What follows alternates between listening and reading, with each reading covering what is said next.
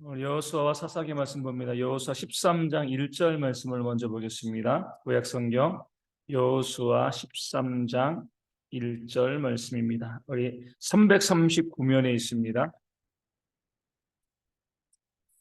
여호수아 13장 1절 말씀 339면. 자, 말씀 읽어드리겠습니다. 여호수아가 나이가 많아 늙음에 여호와께서 그에게 이르시되 너는 나이가 많아 늙었고 얻을 땅이 매우 많이 남아 있도다. 아멘. 여호수아는 정복 전쟁을 마무리하지 못했죠, 그렇죠? 오늘 말씀에 나와 있는 것처럼 나이가 많아 늙었습니다. 늙었는데 아직도 뭐예요? 이 점령할 땅들이 많이 남아 있었습니다. 이러할 때 내가 마무리하고 끝장 보겠다, 이렇게 하면 문제가 발생하는 거예요.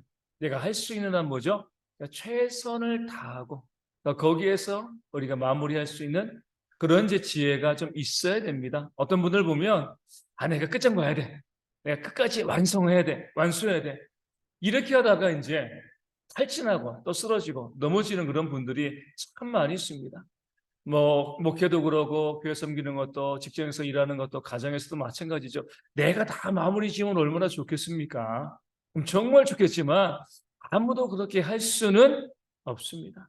내가 할 수 있는 한 최선을 다하고요. 그 최선 가운데 만족하고 또 감사하고 또 그 일들 때문에 너무나 많은 것을 잃어버리지 아니하고 내 곁에 있는 사람과 더불어서 함께 갈 수 있으면 뭐예요? 이게 우리 가운데 주어진 그런 사명이 되어지는 겁니다. 어떤 분들은 가족도 돌아보지 않고요, 친구도 없이 그냥 그 일에만 매달려가지고 이것만 다 해야 돼, 그렇게 하다가 나중에 일도 못하고요, 또 친구도 잃어버리고 또 가족도 잃어버리는 그런 경우들이 특별히 목회자들 가운데 많이 있습니다. 여호수아도 그가 평생에 그에게 주어진 사명을 다 감당하고 그 정복 전직을 완수하면 얼마나 좋겠습니까? 근데 안 되는 건 안 되는 거죠. 내가 여기까지 할 수 있는 것이 최선이다, 이렇게 이야기하고 또 거기서 또 만족하고 마무리할 수 있는 그런 모습이 있으면 그 나머지는 또 누가 하는 거예요? 그 다음 세대가 이끌어가는 겁니다. 그렇죠? 내가 완성하지 못했다고 해가지고 문제가 되는 건 아니에요. 그 다음 세대가 그것을 또 완성하고 또 완수해 나가면 그것으로 되어지는 거죠. 오늘 낮에 이제 인터넷 메일을 좀 열다가 보면 기독교 뉴스들이 많이 들어옵니다. 근데 이제 좀 흥미로운 그런 제목이 있어가지고 이제 그 기사를 한번 봤어요. 이제 이런 통계가 나온 거죠. 이제 설문조사 했는데 목회자들 가운데서 즐겁게 목회하는 목회자가 몇 퍼센트나 될까? 얼마나 될까요? 예? 5%? 얼마나 될까요? 성경에 보면 이제 다스리는 자가 또 이제 교회를 섬기는 자들, 목회자들이, 일꾼들이 즐겁게 목회하라고 했거든요. 그런데 이제 이 5%? 30명 중에 한 명이래요. 5%도 안 돼요. 10명 중에 한 명이면 10%죠, 그렇죠? 20명 중은 아니죠, 5%. 그리고 30명 중은요, 그냥 이제 3%, 2% 정도, 2점 몇 프로 정도. 그러니까 30명 중에 한 명, 300명 중에 10명, 3만 명 중에 100명이죠, 그렇죠?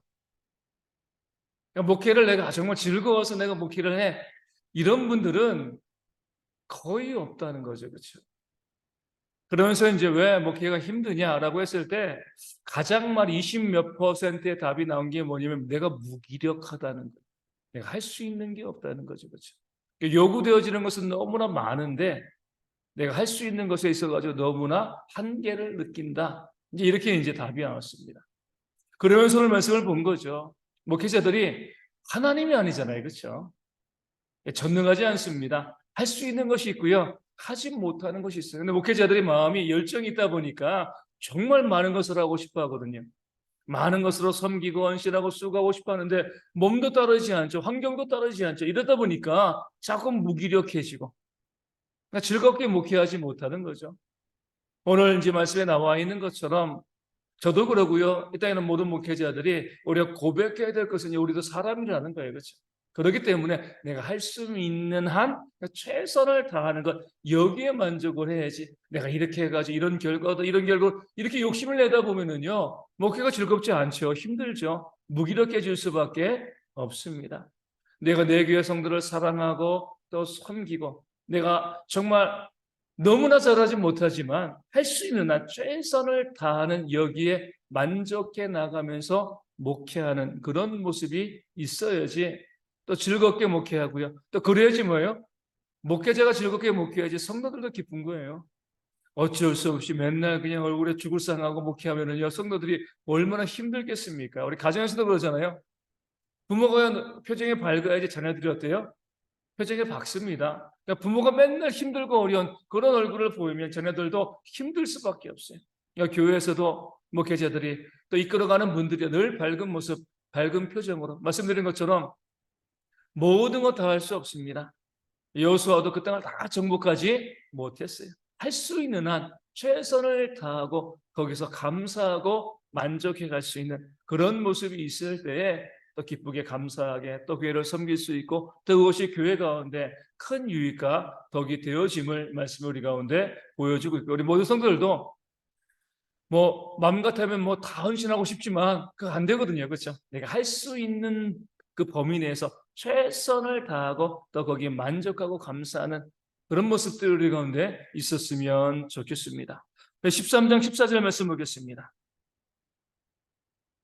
13장 14절 오직 레위 지파에게는 여호수아가 기업으로 준 것이 없었으니 이는 그에게 말씀하신 것과 같이 이스라엘의 하나님 여호와께 드리는 화제물이 그들의 기업이 되었음이더라. 아멘.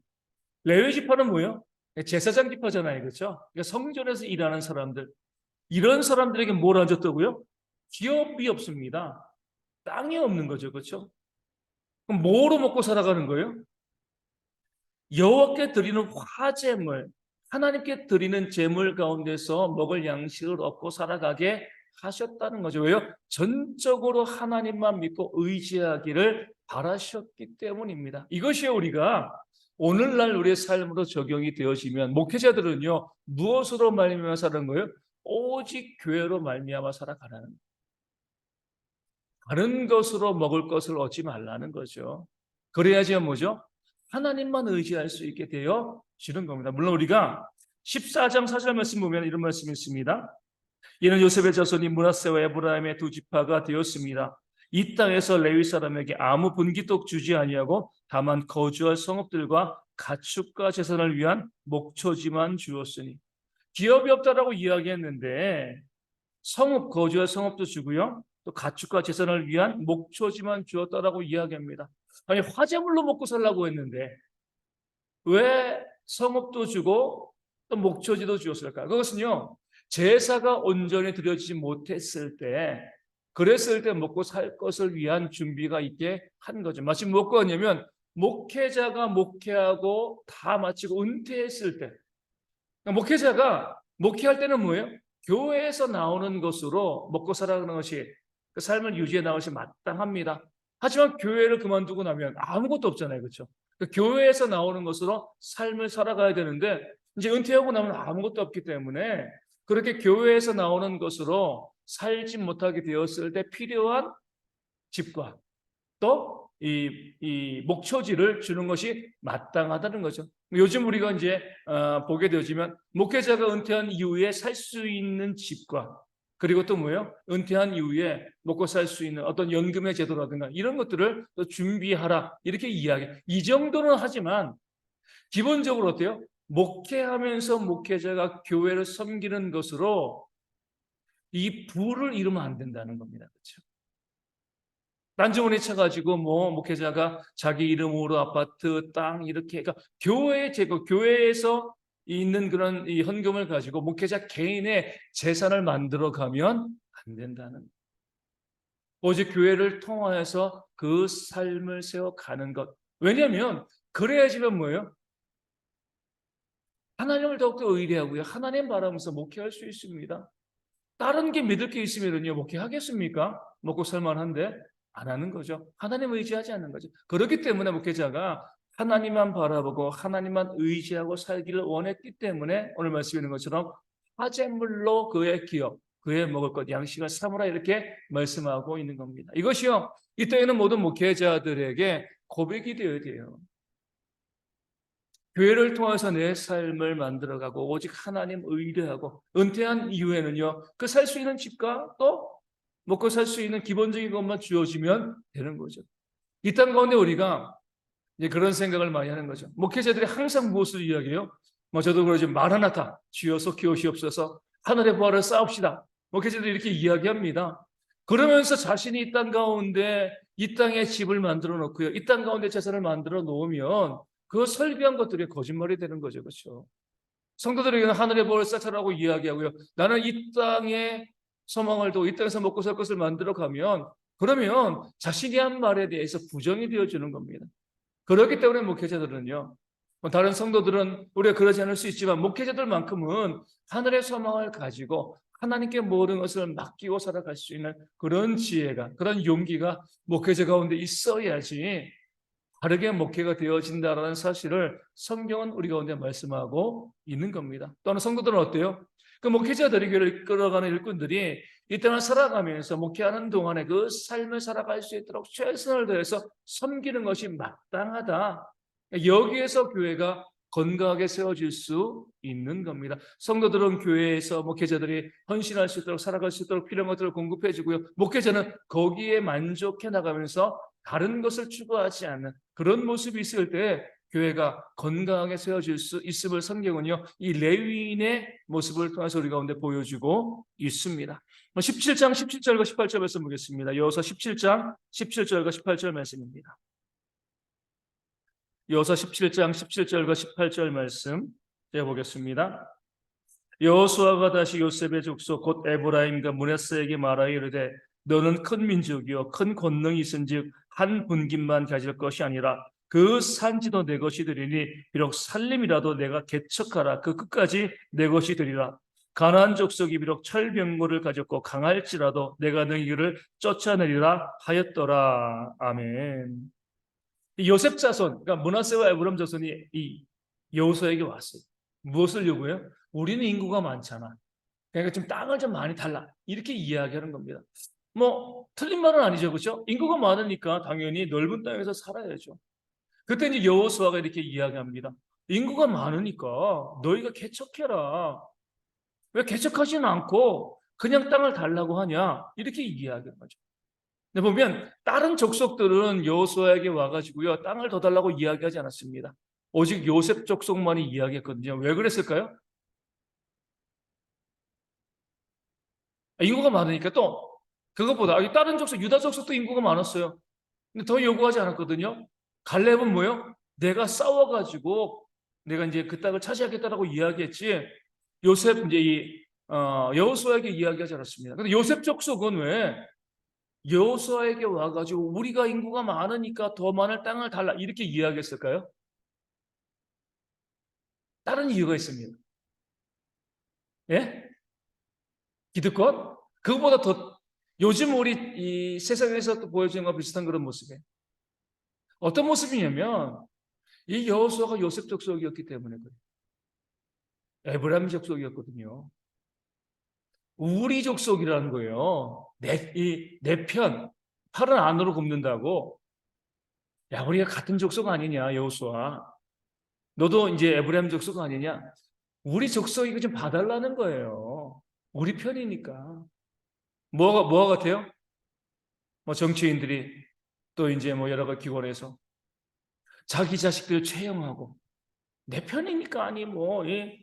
그러니까 내 자식들, 내 가족들, 내 편들 그냥 그렇게 이제 낙하산 인사하고 이런 것들과 똑같은 거죠. 우리 편 아니야 그냥. 그러니까 그렇게 하자. 이런 식으로 요셉 족속이 와가지고 뭐 말은 그렇게 하지 않았지만 뭐 겉으로는 뭐예요? 우리가 인구가 많으니까 우리가 이제 많은 땅이 필요하다라고 이야기했지만 실제로는 뭐예요? 우리가 같은 족속 아니냐. 좀 사정 좀 편히 좀 봐달라는 거죠. 팔은 안으로 굽는 거니까. 그렇게 이야기했을 때 여호수아의 정말 좋은 점은 뭐예요? 객관적으로 판단하는 거죠. 다른 족속에게 그렇게 해준 적이 없다는 거죠. 그러니까 나눈 대로 갖는 것이고 너희가 정말 땅이 더 필요한 뭐예요? 그 땅을 개척하라. 아주 내 족속이고 내 지파라고 해가지고요 편히 봐주지 않고요 나라를 다스리는 자로서 뭐예요? 객관적으로 요셉 족속에게 이야기하고 있는 그런 여호수아의 그 지혜로운 모습을 우리가 보게 되어집니다.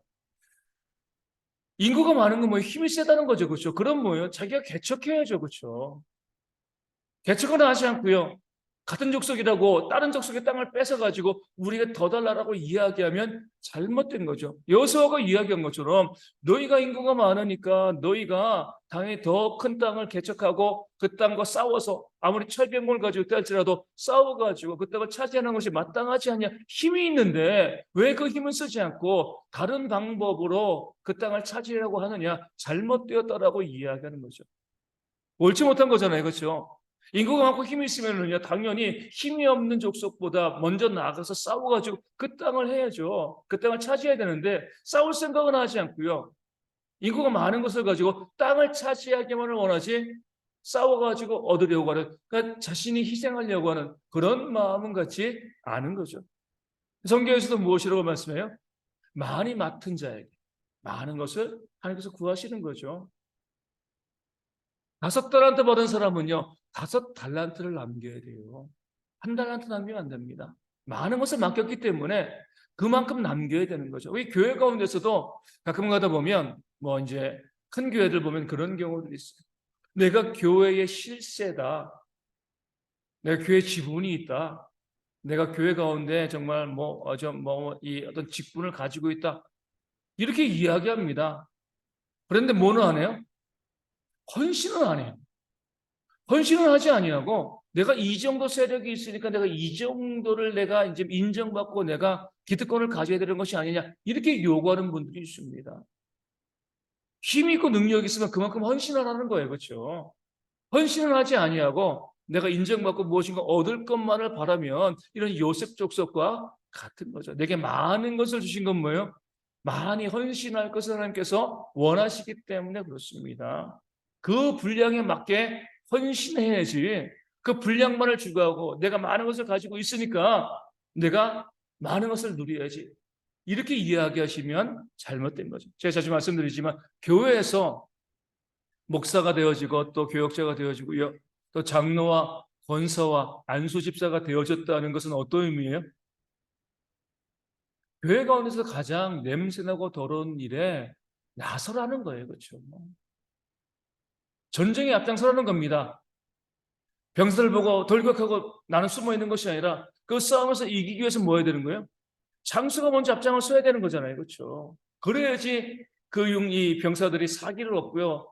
아니 우리 대장이 저렇게 앞장서는데 우리가 당연히 따라야지. 그 전쟁에 나가는 것이지. 나는 숨어가지고 안전한 곳에 있으면서 병사들을 보고 나가 싸우라 그러면 누가 싸우겠습니까? 마찬가지로 보면 우리 교회에서 한국 교회에서 좀 잘못된 것 중에 하나가 무엇이냐면 너무나 뭐랄까 이 교회의 직분을 신분처럼 생각하는 경우들이 있어요. 그러니까 평신도일 때는 집사일 때는 열심히 헌신하시던 분들이 장로와 권사 안수 입사가 되어지면 어때요? 또 목사가 되어지면은요. 전도사 할 때는 열심히 헌신하는 분들이 목사가 되어지면은요. 손 하나 까딱하려고 하지 않습니다. 잘못된 거죠. 그렇죠? 내가 그만큼 직분이 있고요. 또 그래서 인정받는 일꾼이라고 하면은요. 가장 먼저 앞장서서 가장 냄새나고 더러운 일 가운데 내가 뛰어들면서 헌신하고 수고하는 그런 모습을 보여야지 뭐예요? 그 마땅한 겁니다. 당연한 거예요. 예수님께서는요. 제자들에게 막 시키고요. 뒤에서 가만히 있는 것이 아니라 본인이 앞장서 어때요? 헌신하고 수고하고요. 십자가에 자신의 몸을 주셨습니다. 이게 바로 교회인 것이죠. 그런 모습 가운데 우리 교회 일꾼들이요. 내가 정말 교회 일꾼으로 세움받았으면 거기에 합당한 모습을 보여야 돼. 그만큼 헌신하고 수고하는 모습을 보여야지 하나님 보시기에 부끄럽지 않은 겁니다. 그렇지 않고요. 내가 교인들에게 인정받고 내가 직분자라고 사람들에게 높임받으면서 아무것도 하지 않으면 본문에 나오는 요셉 족속처럼 책망을 받을 수밖에 없는 겁니다. 그 직분만큼 뭐예요? 더 헌신하는 그런 모습들이 우리 가운데 있어야 됩니다. 우리 22장 13절 말씀 보겠습니다. 22장 13절 말씀. 여호수아 22장 13절 말씀.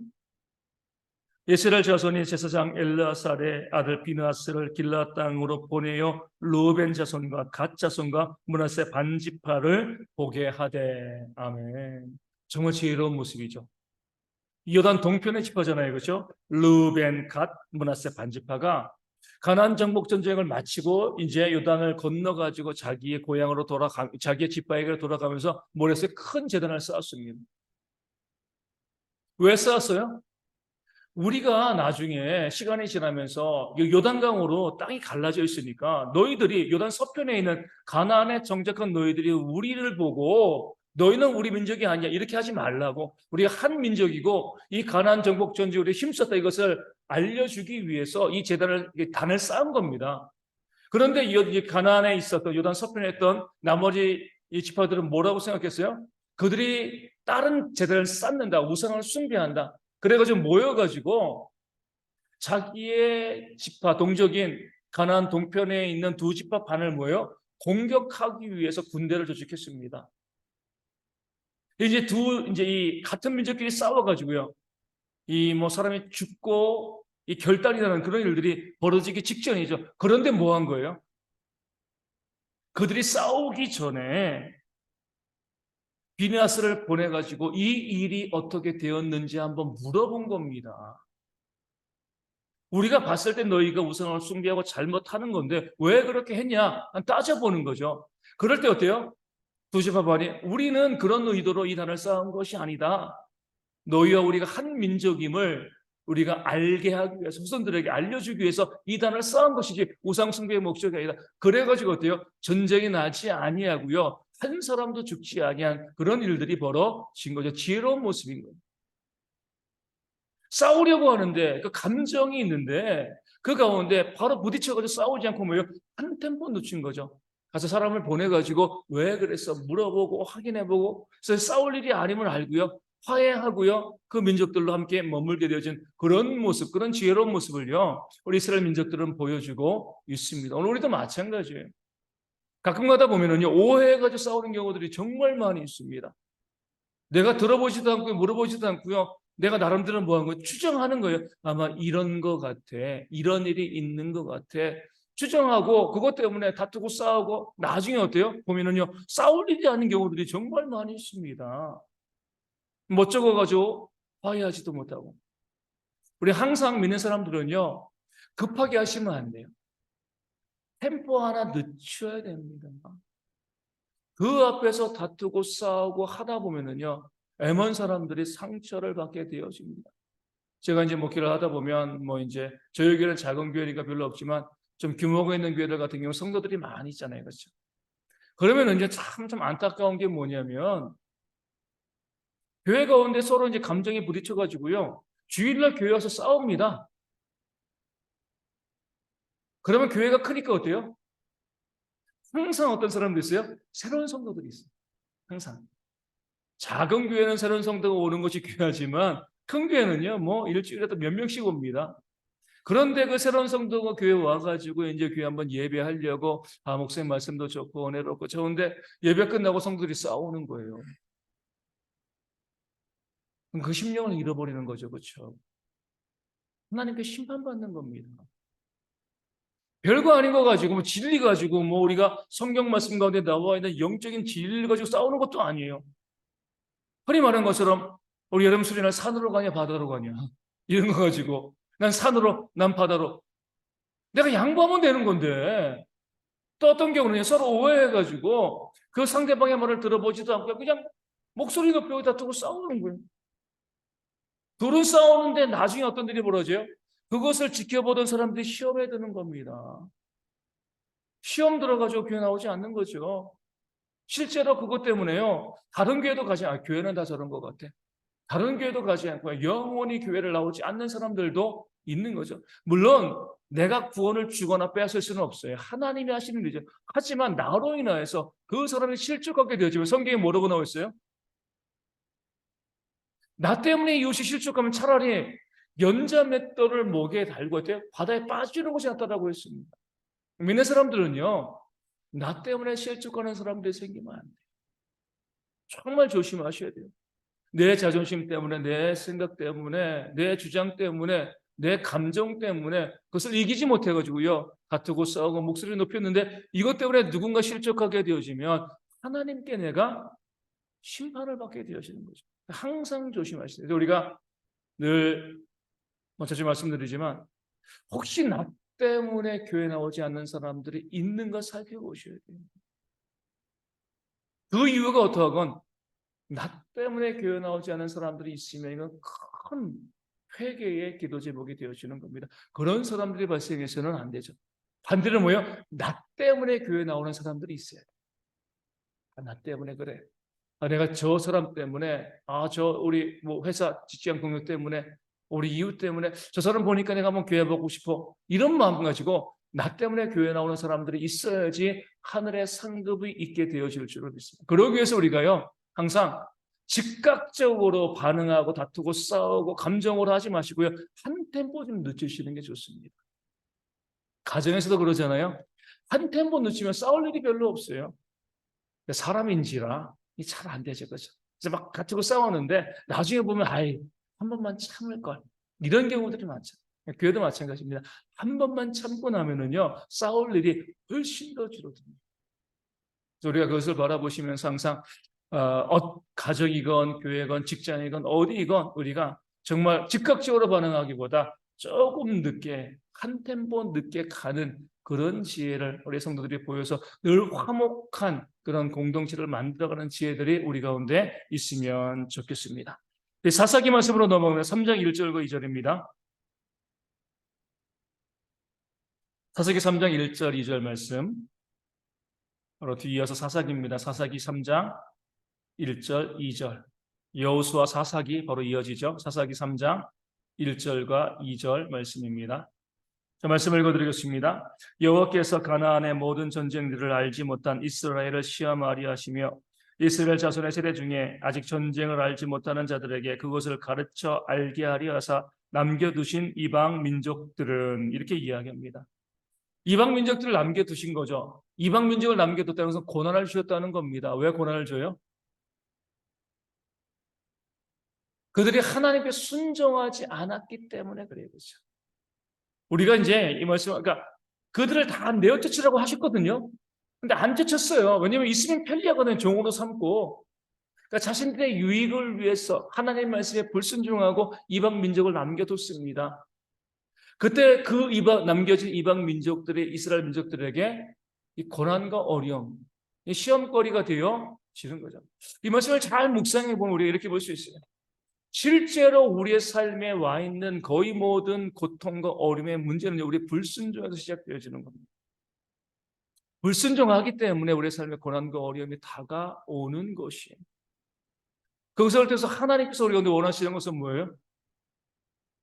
우리가 하나님께 다시금 순종함으로 나아가는, 그러니까 하나님께, 우리가 그 고난이 없으면 계속 불순종하기 때문에 그 고난을 통하여서 하나님께 나아가는 것, 하나님께 기도하고 하나님 의지하는 그런 모습을 원하시기 때문에 하나님께서 우리 가운데 고난을 주시는 겁니다.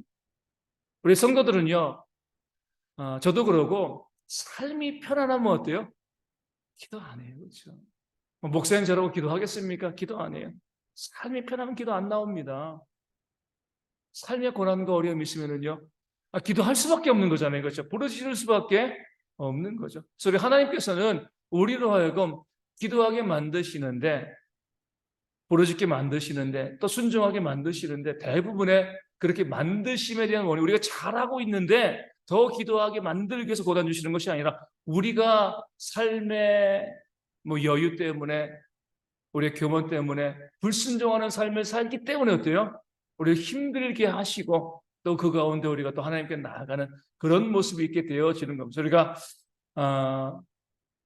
삶의 풍요로워도 순종하면 참 좋겠지만 그럴 수는 없고요. 오로지 우리가 그보다는 삶의 어려움이 있어가지고 하나님께 나아가고 기도하는 이것 또한 은혜라고 생각하셔야 돼요.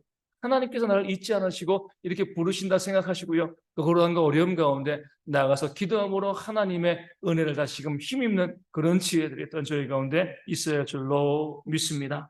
6장 11절과 12절 말씀, 사사기 6장 11절과 12절 말씀입니다. 여호와의 사자가 아비에셀 사람 요아스에게 속한 오브라에 이르러 상수리 나무 아래에 앉으니라. 마침 요아스의 아들 기드온이 미디안 사람에게 알리지 아니하리하여 밀을 포도주 틀에서 타작하더니 여호와의 사자가 기드온에게 나타나 이르시되 큰 용사여 여호와께서 너와 함께 계시도다. 아멘. 아멘. 기드온에게 큰 용사여라고 이야기했어요. 실제로는 어때요? 겁장이었죠. 그렇죠? 우리 11절에 있는 것처럼 미디안 사람이 무서워가지고요, 밀을 포도주 틀에서 몰래 타작하고 있었습니다. 무서웠어요. 비겁한 사람이에요. 용기가 없는 사람이었습니다. 그런데 하나님은 그를 택하사 큰 용서라고 말씀하시는 거죠. 하나님의 선택의 기준이 있어요. 하나님께서는 능하고 강한 사람을 택하지 않으십니다. 못난 사람들, 부족한 사람들, 연약한 사람들을 택하시죠. 왜요? 능력 있는 사람들은요, 하나님께서 쓰시면은요, 교만해질 수밖에 없어요. 그렇기 때문에 하나님께서는 능력 없는 사람들을 택하시고, 능력 있는 사람들을 쓰시기 위해서는 뭐 하시는 거예요? 능력을 빼앗아 가십니다. 아니면 바울처럼 세상에 유익한 모든 것을 배설물로 여기고 버리는 거죠. 내가 다 버리고 비워내서 내가 낮은 자가 되어야지만 하나님께서 나를 쓰시는 거예요. 그래서 우리가 삶의 고난과 어려움이 있고요, 내가 정말 낮아지고 또 육신의 질병으로 힘들어지고 그러지는 그런 삶의 모습이 있게 되어지면 우리는요, 좌절할 것이 아니라 하나님이 나를 쓰시려고 하는구나, 오히려 기대하셔야 돼요. 그런 거 어려움 가운데 그렇게 낮추시고 난 다음에 나를 쓰시는 하나님의 은혜가 있기 때문에 그렇습니다. 자꾸 낮추실 때 원망하지 마시고요, 오히려 감사하셔야 돼요. 나를 통해서 하나님께서 큰 일을 이루시겠거나 그런 기대감이 우리 가운데 있어야 할 줄로 믿습니다. 우리 6장 27절 말씀 보겠습니다. 6장 27절. 사사기 6장 27절. 이에 기드온이 종이 10사람을 데리고 여호와께서 그에게 말씀하신 대로 행하되 그의 아버지의 가문과 그 성읍 사람들을 두려워함으로 이 일을 감히 낮에 행하지 못하고 밤에 행하니라. 아멘. 하나님께서 25절에 기드온에게 바알의 제단을 헐며 아세라상을 찍으라, 이렇게 이제 명령하셨습니다. 그럼에도 어때요? 기드온은요, 무서워했어요. 그렇죠? 여전히 무서워했습니다. 아버지의 집과 그 성에 있는 사람들 두려워해서 벌건들하지 못하고요, 밤에 몰래 어때요? 우상을 제거하는 그런 일을 감당했습니다. 이게 우리의 실제죠. 그렇죠? 우린 보면 어때요? 하나님이 명령하시면 뭐 아무것도 두려워하지 않고 할 것 같지만 그렇지 않아요. 하나님의 명령에서도 무서운 겁니다. 그렇죠? 연약함을 우리가 가지고 있습니다.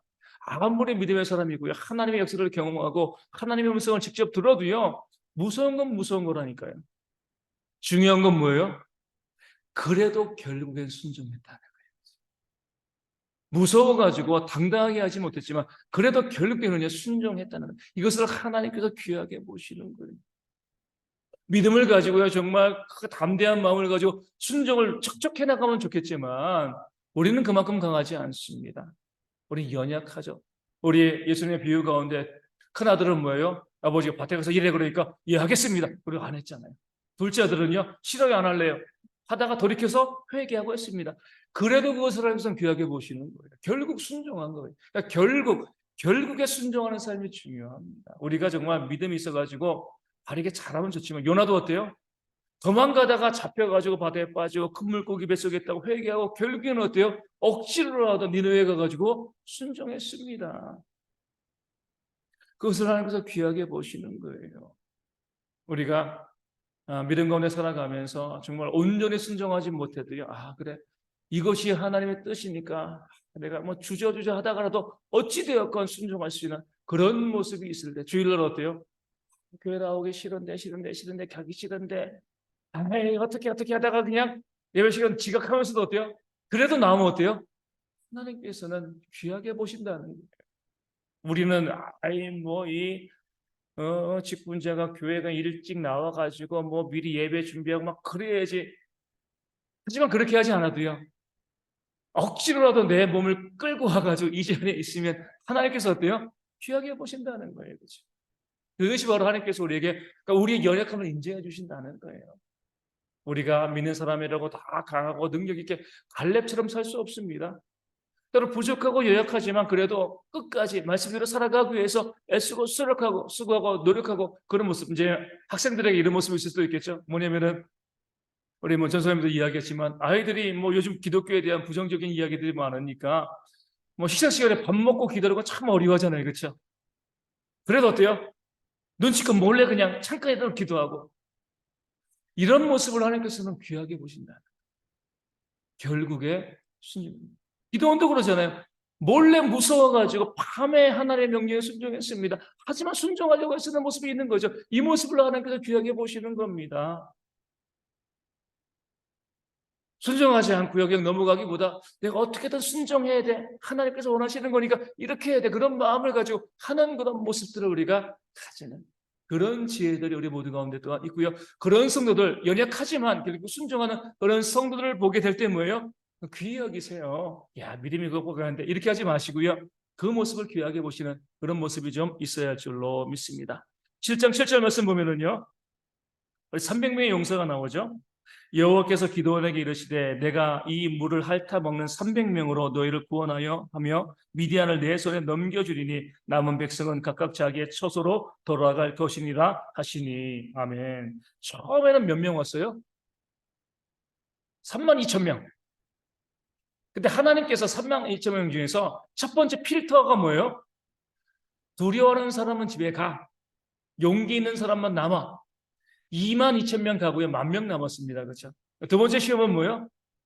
물을 갖다 먹는 거로. 그러니까 10,000명은 용기 있는 사람이에요. 그렇죠?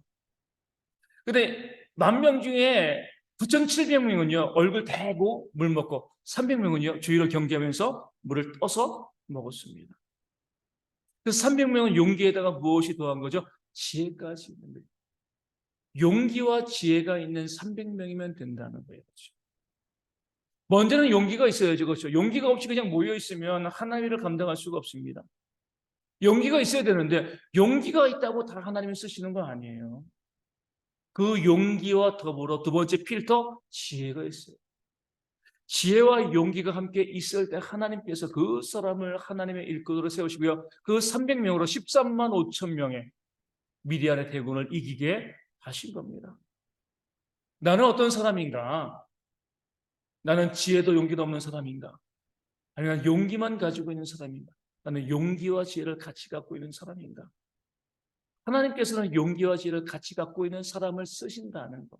비록 그들은 소수죠, 그렇죠? 용기와 지혜가 함께 있는 사람들은 소수입니다. 용기만 있는 사람은 30% 정도. 또 지혜가 있는 사람은 어때요?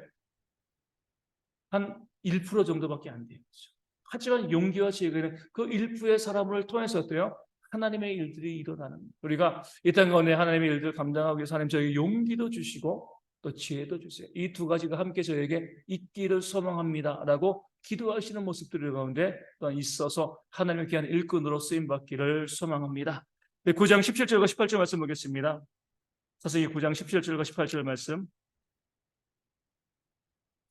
아비멜렉이 이제 이야기하는 거죠. 요담 이야기하는 17절 18절 말씀. 요담 이야기합니다.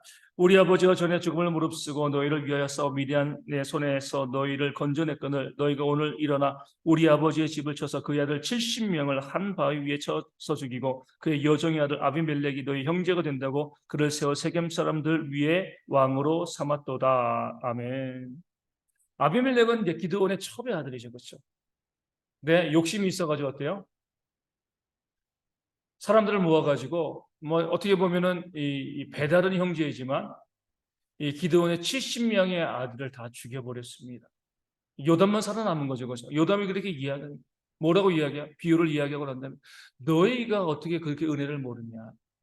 기드온이 너희를 위해서 얼마나 많이 너희를 살리기 위해서 애쓰고 노력하고 미디안에서 너희를 구원해내지 않았느냐? 그러면 그 은혜를 알면 뭐예요? 그 자녀들에게 잘해줘야 되는데 잠깐의 이익 때문에 그 70명의 너희를 구원해낸 그 기드온의 자식 70명을 너희가 죽이지 아니하였느냐?